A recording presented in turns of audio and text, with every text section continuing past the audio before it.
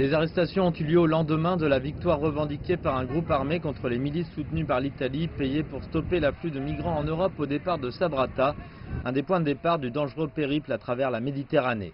La chambre d'opération anti-Daesh, créée l'an dernier pour débarrasser Sabrata des militants de l'État islamique, dit qu'elle et ses alliés ont pris le contrôle de la ville des mains de martyr Anas al-Dabashi, mieux connu sous le nom de Al-Hamou, et des milices de la Brigade 48.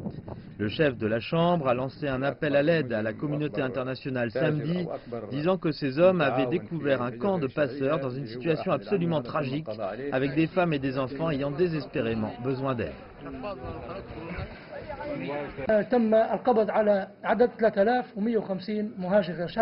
Nous avons réussi à arrêter au total 3150 migrants illégaux de différentes nationalités, des Asiatiques, des Arabes et des Africains. Les Africains viennent surtout d'Éthiopie, de Somalie, d'Érythrée, du Soudan et de Guinée-Conakry.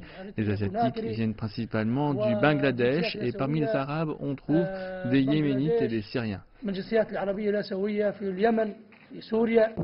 Cet été, Al-Hamou et les milices de la Brigade 48 ont passé un accord avec l'Italie via l'accord de gouvernement national, l'AGN, défendu par l'ONU pour stopper l'immigration par bateau.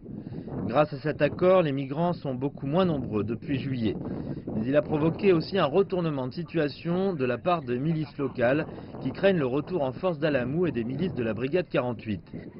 La bataille depuis des semaines entre les milices rivales a fait des dizaines de morts et provoqué le déplacement de milliers de familles.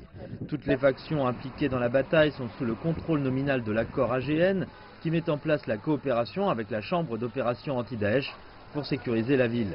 La situation se complique encore avec le chef militaire libyen Khalifa Haftar qui a apporté son soutien aux forces combattant la milice Al-Hamou.